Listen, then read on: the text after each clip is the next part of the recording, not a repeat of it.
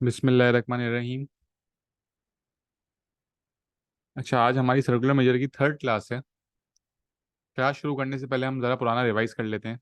सबसे पहले हमने अपनी फर्स्ट क्लास में पढ़ा था कि सर्कुलर मेजर में हर चीज़ जो है वो रेडियन मोड में होगी, और डिग्री टू रेडियन की हमने कन्वर्जन सीखी थी कि 180 डिग्री जो है वो रेडियन में पाए होता है।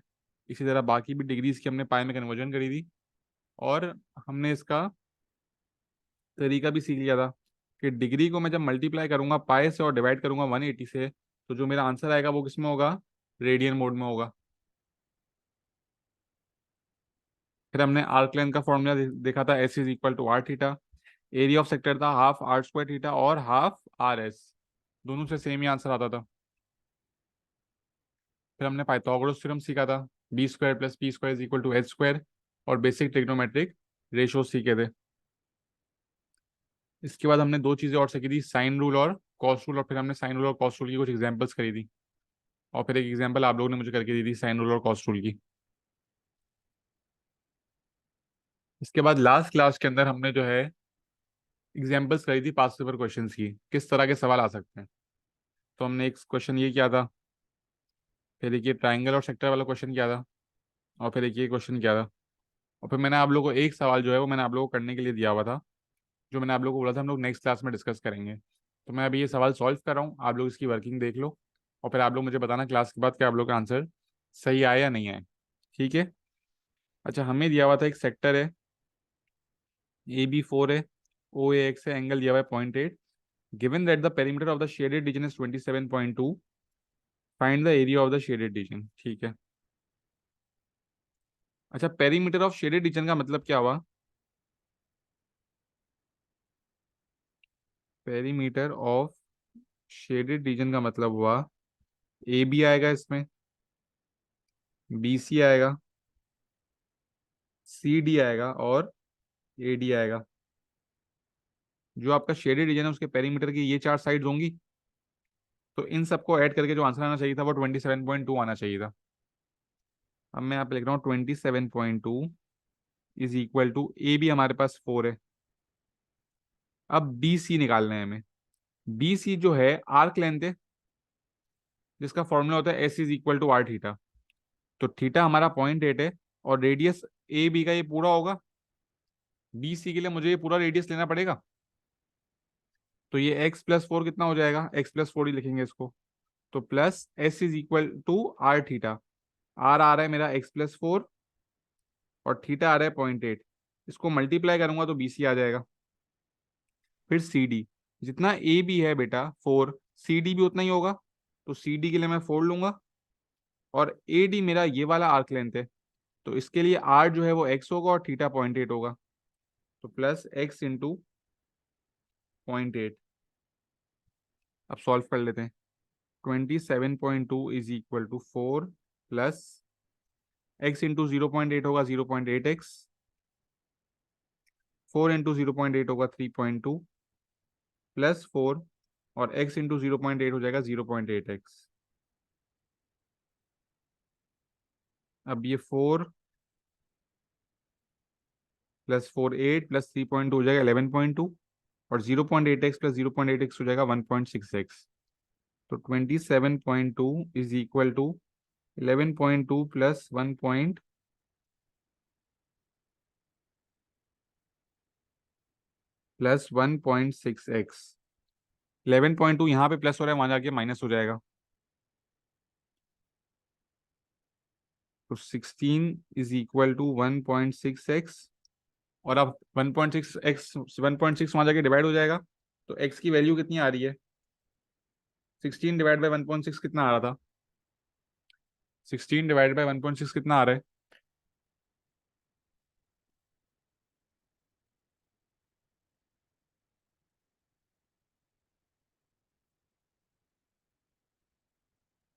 10। तो एक्स की वैल्यू हमारे पास 10 आ गई है। ये एक्स आ गया 10। अब ये एक्स आ गया मेरे पास, इसके लिए मुझे ये हिंट दी हुई थी। अब मुझे मेन काम क्या करना है? मुझे एरिया निकालना है शेडेड रीजन का। तो एरिया क्या हो जाएगा? Area of large sector minus area of small sector.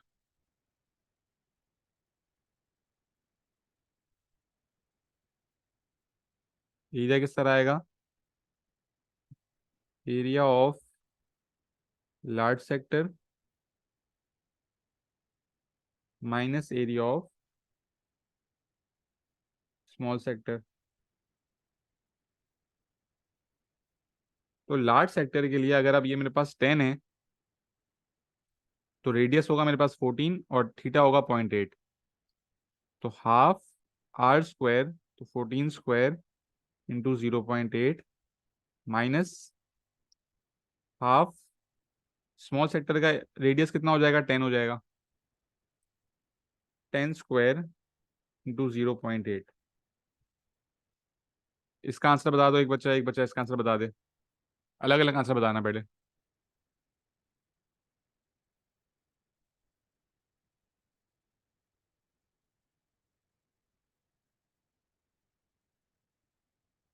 इसका तो 40 आएगा।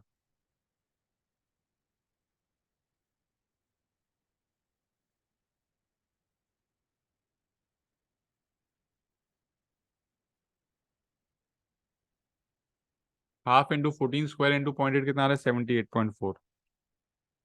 दोनों को माइनस करेंगे, 38.4। अब समझो हमें ये सेंटीमीटर्स में अगर दिया हुआ है, यहाँ पे लिख देता हूँ मैं। तो एरिया भी जो है वो आएगा, तो वो हो जाएगा सेंटीमीटर स्क्वायर। ये हमारा आंसर आ गया। अच्छा बेटा, ये चीज़ देखो आप लोग यहाँ तक, पहले एक्स की वैल्यू देखो। कोई चीज़ समझ नहीं आई तो चैट बॉक्स में पूछो, वरना कॉपी कर लो। ये जल्दी से कॉपी कर लो, कोई चीज़ समझ नहीं आई तो पूछो ज़रा चैट बॉक्स में। मैं 1 मिनट में आ रहा हूँ।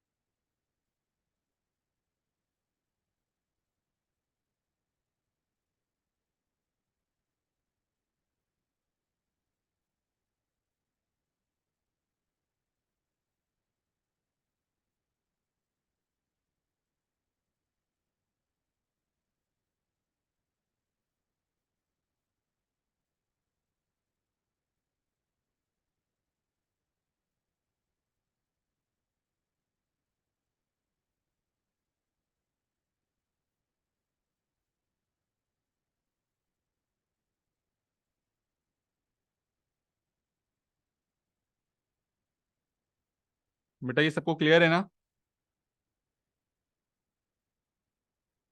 फिर एक्स आ गया तो एरिया निकालना तो बहुत ही आसान था। तो ये हम लोगों ने एरिया निकाल लिया।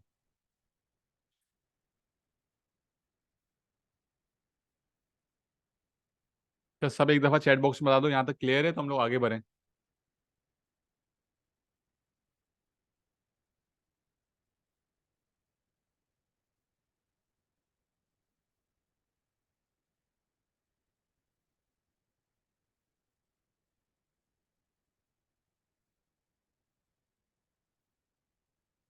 ठीक है। अच्छा, अब हम लोग पास्ट पेपर के क्वेश्चंस पे जाते हैं। टॉपिक हो गया हमारा, हमने प्रैक्टिस क्वेश्चन भी कर लिए हैं। अब ज़रा पास्ट पेपर की भी सवाल देखने किस तरह आ रहे हैं।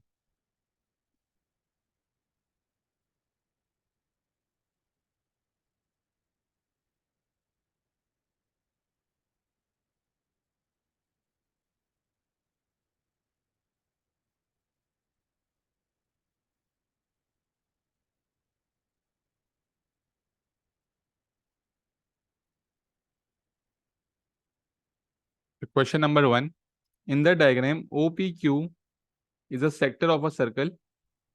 ओ पी क्यू जो है वो हमारे पास एक सेक्टर है with centre O and radius R, radius हमें आर दिया हुआ है। Angle Q O P is theta radians, theta radians, ठीक है। The tangent to the circle at Q meets O P at extended at R. Tangent जो है वो आपका आर पे जाके मीट कर रहा है, ठीक है। Show that the area A centimetre square of the shaded region is given by half R square tan theta minus theta, ठीक है। अच्छा, हम लोग अभी तक एरिया ऑफ शेडेड रीजन निकाल लेते, वो हमारा कोई वैल्यू आ रही थी।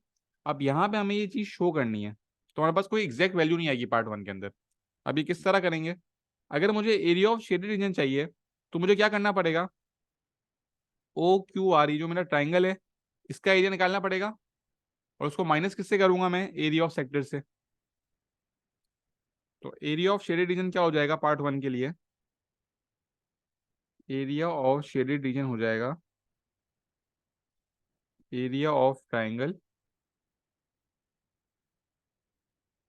Minus area of sector. अच्छा, एरिया ऑफ ट्राइंगल निकालना है हमें, तो ये राइट एंगल ट्राइंगल है, तो half into base into height लग सकता है। बेस हमारे पास दी हुई है आर, हाइट हमें निकालनी पड़ेगी। अब हाइट किस तरह आएगी? अगर ये राइट एंगल ट्राइंगल है तो क्या राइट एंगल ट्राइंगल में बच्चों ट्रिग्नोमेट्रिक रेशियोज लगते हैं, साइन कॉस और टेन के? तो इसमें हमारे पास ओ क्यू दिया हुआ है और क्यू आर हमारी हाइट होगी, तो ये हमें निकालना है। ये एक्स लिख देते हैं, तो इस एंगल से ये ऑपोजिट हो जाएगा और ये वाला जो है एडजेसेंट हो जाएगा, क्योंकि राइट एंगल और दूसरा वाला एंगल दोनों इस लाइन पे लाई कर रहे हैं। तो ये हो गया परपेंडिकुलर, ये हो गया बेस। तो आप लोग जरा बताएं कि इस पे कौन सी ट्रिग्नोमेट्रिक रेशियो लगेगा? इस पे कौन सा ट्रिग्नोमेट्रिक रेशियो लगेगा? परपेंडिकुलर है ये सामने वाला और ये बेस है,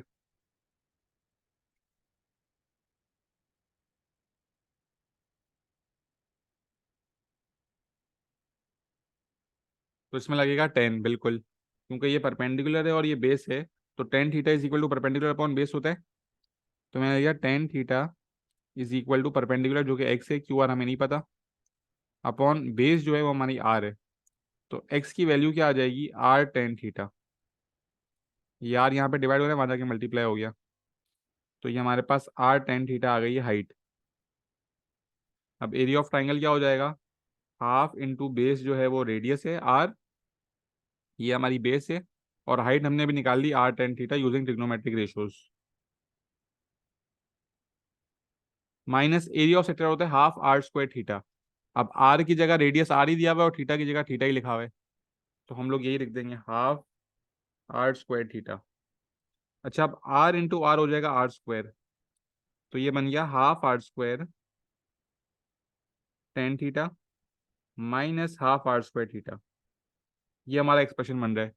अब हमें यहाँ पे ये एक्सप्रेशन शो करना है, tan theta minus theta half R square common लेना है, तो हम लोग इनमें से हाफ आर स्क्वायर कॉमन ले लेंगे। अब जब मैं हाफ आर स्क्वायर कॉमन लूंगा तो हमारे पास भी सेम आ जाएगा, टेन थीटा माइनस थीटा। तो ये हमारा आंसर हो गया बच्चों। पहले पार्ट में कोई मसला है? हमने शो कर दिया, 2 मार्क मिल गए।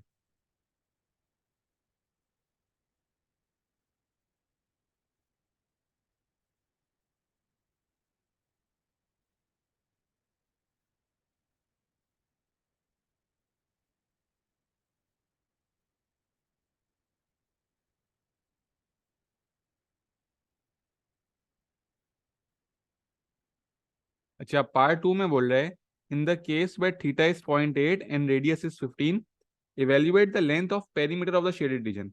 पेरीमीटर निकाल रहे हैं, मतलब ये क्यू पी क्यू आर और पी आर।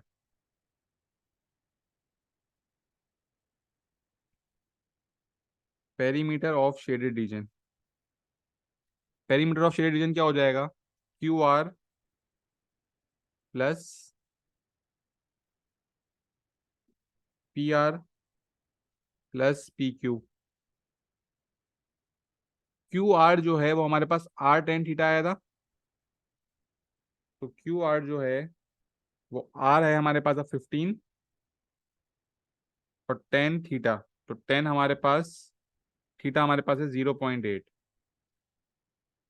बेटा क्यू आर जो है वो हमने आर टेन थीटा निकाल लिया पहले पार्ट में ही।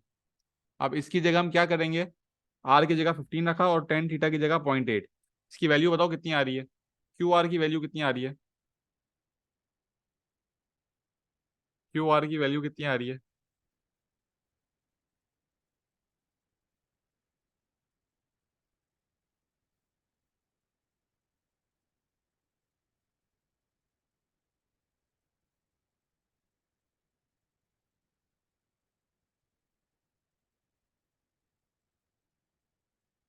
5.14। बेटा रेडियन मोड है ना।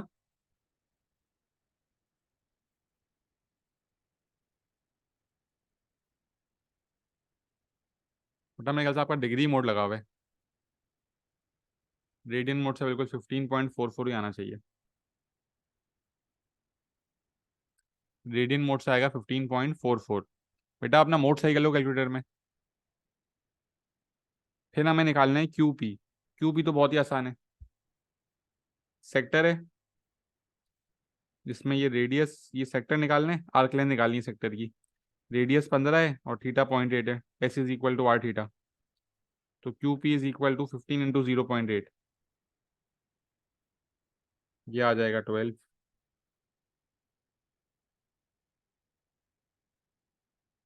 और फिर हमें निकालना है पी आर। अच्छा अब हमें पता है ये हमारा आया है 12, ये आया है 15.44, और ये मेरा राइट एंगल ट्राइंगल है। तो पाइथागोरस थ्योरम से मैं पूरा ओ आर निकाल सकता हूँ। क्या आप लोग ये बात मानते हो कि ये 15.44 है, ये 12 है, और ये राइट एंगल ट्राइंगल है। तो पाइथागोरस थ्योरम से हमारे पास पूरा ओ आर आ जाएगा। तो 12 का स्क्वायर प्लस 15.44 का square is equal to O R का स्क्वायर।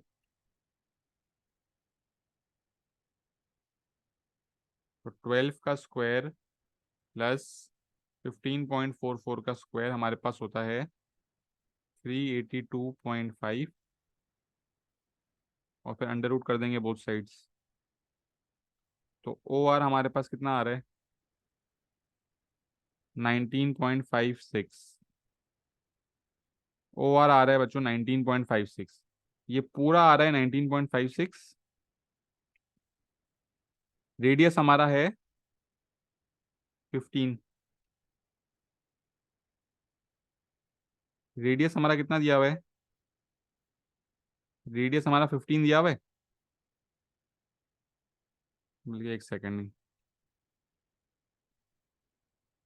एक गलती हो गई बेटा। आर हमारे पास 15 था और ये चीज़ थी 12। तो हमें 15 और 15.44 लेना था, यहाँ पे 15 आएगा।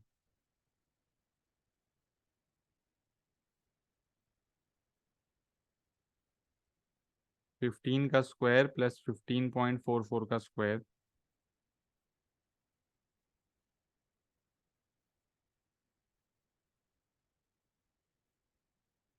और फिर रूट करेंगे इसको तो आएगा हमारे पास 21.5। तो ओ आर हमारे पास 21.5 आ रहा है बच्चों। मैंने जो सेक्टर निकाला था ना बेटा, सेक्टर का आर्क लेंथ निकाली थी 12, वो मैंने गलती से यहाँ लिख दी थी। 12 तो हमारे पास ये आया था। अब रेडियस हमारे पास 15 था और आर टेन थीटा हमने 15.44 निकाला। तो इन दोनों की मदद से पाइथागोरस थ्योरम से हमने पूरा ओ आर निकाल लिया। लेकिन हमें बेटा जरूरत पी आर की है। तो अगर ओ आर 21.5 है और ये रेडियस 15 है, तो दोनों को माइनस करूंगा मैं, तो मेरे पास ये वाला हिस्सा आ जाएगा। तो मैं बोल सकता हूँ ना कि O R is equal to, O R, O R नहीं सॉरी, अब हमें चाहिए पी आर ना। तो P R is equal to O are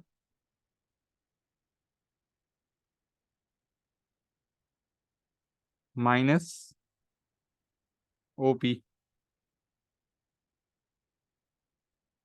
तो पी आर की वैल्यू क्या आ जाएगी, 21.5 माइनस 15, विच इज 6.5। तो क्यू आर भी आ गया है, क्यू पी भी आ गया है और पी आर भी आ गया है। तीनों वैल्यूज आ गई हैं हमारे पास, क्यू आर, क्यू पी और पी आर। अब पेरीमीटर के लिए हम इन तीनों को क्या कर देंगे, ऐड कर देंगे।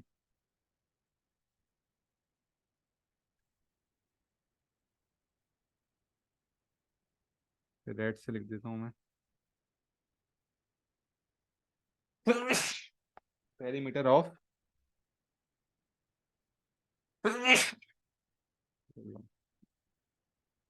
Perimeter of shaded region. Perimeter of shaded reason कितना आ जाएगा? 15.44 प्लस 12 प्लस 6.5। तो फाइनल आंसर क्या आ रहा है बच्चों?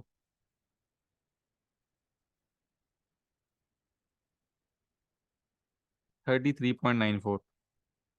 आप लोग राउंड ऑफ करके 34 भी लिख सकते हो। अच्छा, इसमें हमें सेंटीमीटर या कुछ बताया हुआ था जी, था सेंटीमीटर लिखा हुआ है, तो हमने भी यहाँ सेंटीमीटर्स लिख दिया। बेटा 1 मिनट दे रहा हूँ, सुकून से सवाल देख लो, कोई चीज़ समझ नहीं आई तो पूछ लो चैट बॉक्स में।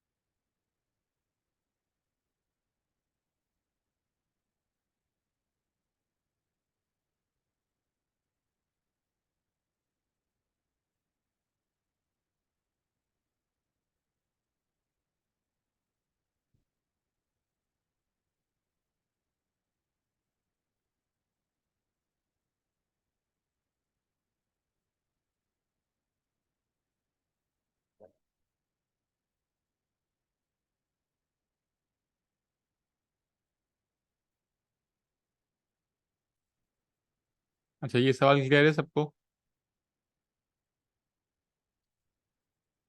कादर बेटा, मुझे क्लास के बाद जो है अपने जो सवाल में मसला है ना, वो व्हाट्सएप कर देना, ठीक है?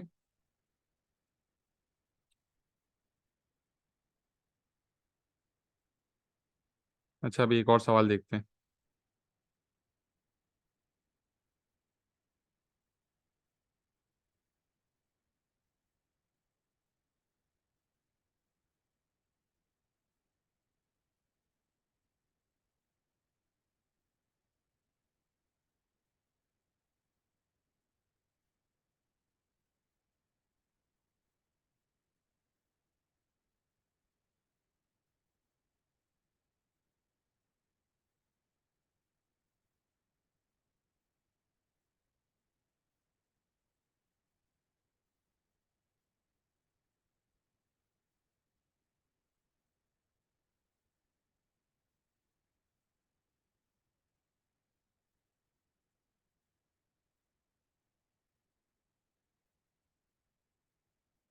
तो क्वेश्चन नंबर 2 यहाँ पे लिखा हुआ है। The diagram shows a semicircle A B C with centre O and radius 8। Angle A O B is theta radians. ठीक है, ये हमारे पास थीटा दिया हुआ है।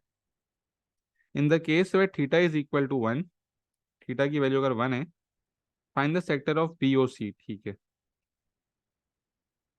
अच्छा, हमें पता है ओ सेंटर है, तो यहां से ओ ए रेडियस है, ओ सी भी रेडियस होगा, तो ओ सी की जगह आ जाएगा 8। ओ बी भी रेडियस होगा, ये भी आ गया 8। अब यहाँ पे बोल रहे थीटा है 1, थीटा की वैल्यू दी हुई है 1। ये पूरा एंगल कितना होता है आप लोगों को पता है बच्चों? ये पूरा एंगल कितना होगा? ये पूरा एंगल कितना होगा? 180 डिग्री होगा। तो सर्कुलर मेजर के अंदर हम लोग रेडियन मोड में पढ़े होते हैं, तो 180 डिग्री कितना होता है? पाई होता है। तो अगर ये पूरा पाए है और उसमें से ये वाला हिस्सा 1 है, तो ये वाला हिस्सा कितना हो जाएगा, पाए-1 हो जाएगा।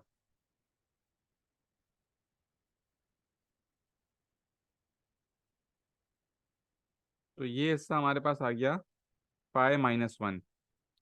तो अगर हम लोग बड़े वाले सेक्टर की बात करेंगे अब BOC की, तो हमारे पास एंगल होगा पाए-1 और रेडियस होगा 8। तो हम लोग पार्ट 1 का आंसर निकाल लेते हैं। Area of sector BOC,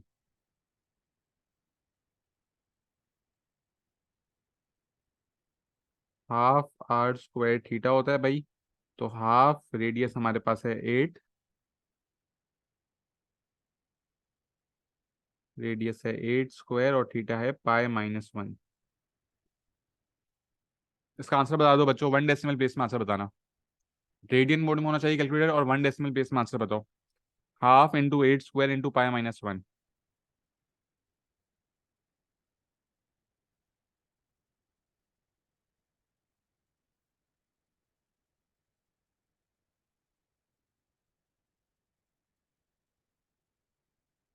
1 decimal place में आंसर बता दें।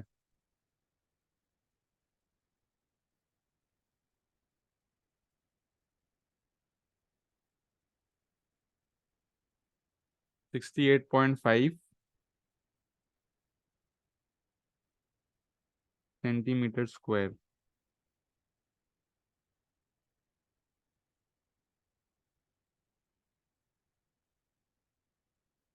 ठीक है।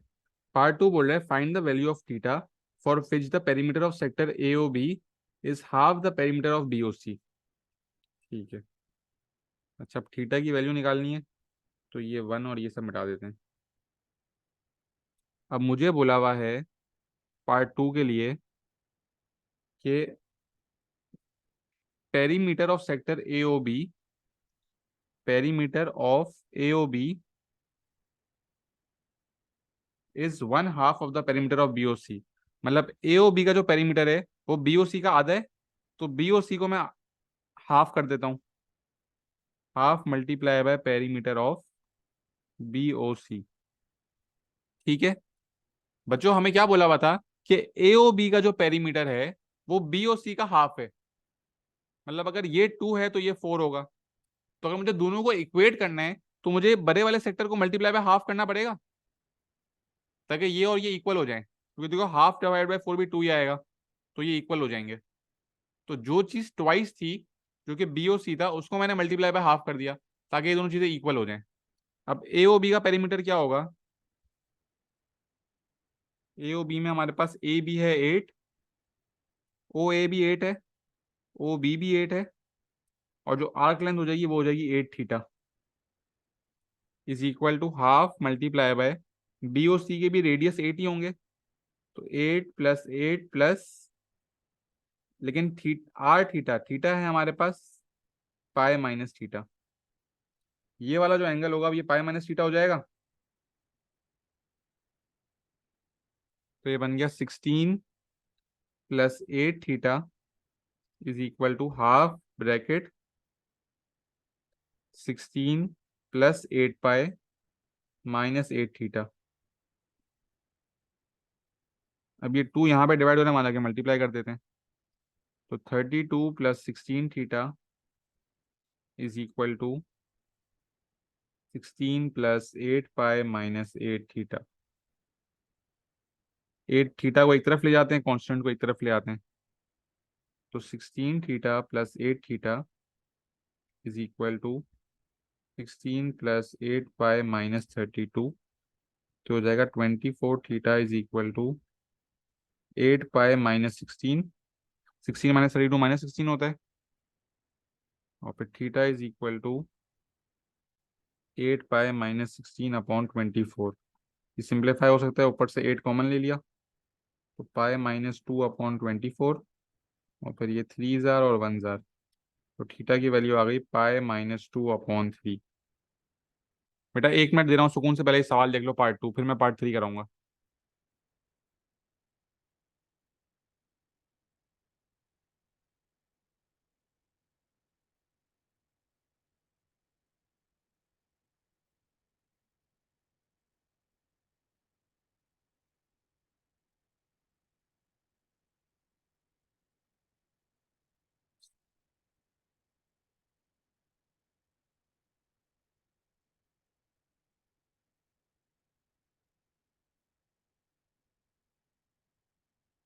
क्या ये क्लियर है पार्ट 2 सबको?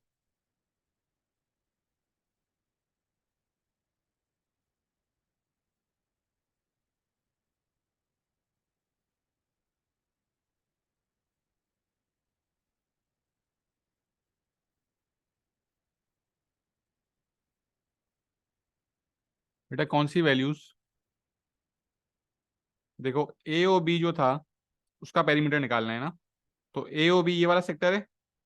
तो ये भी रेडियस 8 हुआ, ये भी रेडियस 8 हुआ, और इस आर्क लेंथ क्या हो जाएगी 8 theta. S is equal to R theta होता है ना। इसी तरह बीओसी में भी ये रेडियस 8, ये रेडियस 8, और ये वाला जो आर्क लेंथ है ये हो जाएगी 8 इंटू पाई माइनस थीटा। तो ये हमने वैल्यूज यहाँ लिख दी। और ये इसका डबल था तो इसको मल्टीप्लाई बाय हाफ करके सिंप्लीफाई कर लिया। तो थीटा की वैल्यू आ गई पाई-2/3।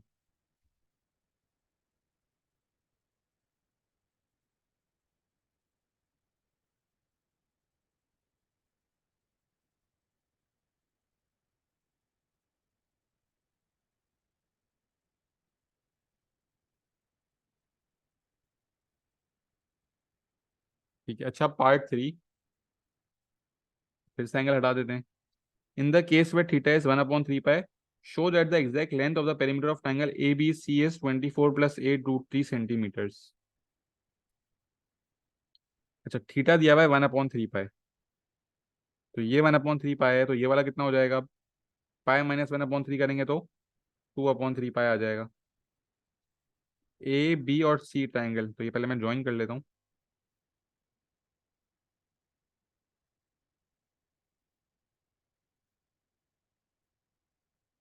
ट्राइंगल की बात हो रही है। तो ट्राइंगल ए बी और सी ये होगा हमारे पास। अब ए बी किस तरह निकलेगा? अगर मेरे पास दो साइड्स हैं 8 और 8, और ये वाला एंगल है 1/3 पाई, तो दो साइड दे और बीच का एंगल होगा तो कॉस रूल से ए बी आ जाएगा। इसी तरह ये भी 8 है, ये भी 8 है, और ये 2/3 पाई है। वापस कॉस रूल लगाएंगे, बी सी भी आ जाएगा। दो बार कॉस रूल लगाना पड़ेगा। पहले ए बी के लिए क्रॉस रूल लगा देते हैं। तो A square is equal to B square plus C square minus 2 BC cos A है। ए क्या होगा? जो एंगल के सामने होता है, मतलब ए बी। तो ए बी का square is equal to B square, कुछ भी ले लो, 8 square plus 8 square minus 2 8 8 cos पाई/3।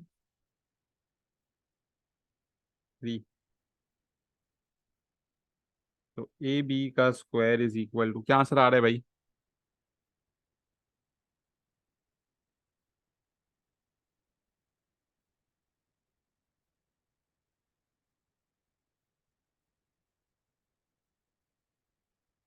ये बन रहा है 128 - 60 64 आ रहा है।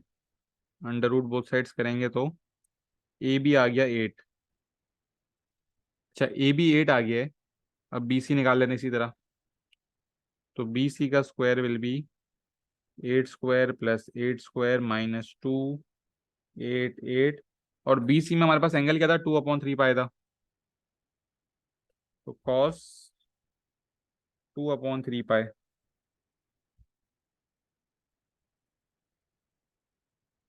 अब बी सी का स्क्वायर कितना आ रहा है भाई?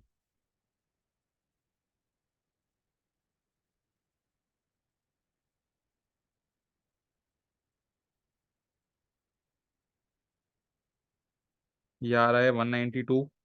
और अंडर रूट बोथ साइड्स करेंगे तो बी सी आ रहा है 8√3। अच्छा ए बी आ गया है 8, बी सी आ गया है 8√3, और ए सी हमें पता है 8 + 8 है 16। तो यहाँ पे ही वर्किंग कर देता हूँ।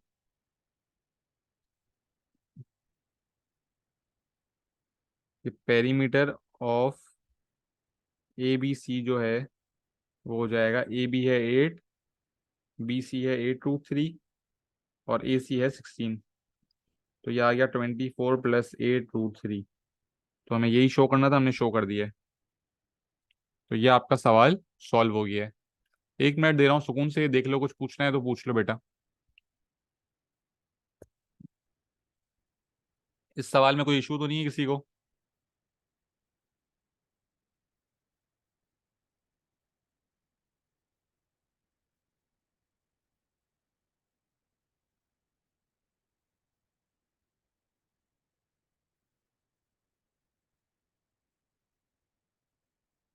ठीक है। अच्छा, हम लोग आज की क्लास यहीं तक रख रहे हैं। नेक्स्ट क्लास में आगे हम लोग इसके और पास पेपर्स करेंगे कल। ठीक है। कल की क्लास हमारी रेगुलर टाइमिंग्स पे होंगी, जो कि हैं 6 to 7। कल की क्लास हमारी 6 to 7 होगी।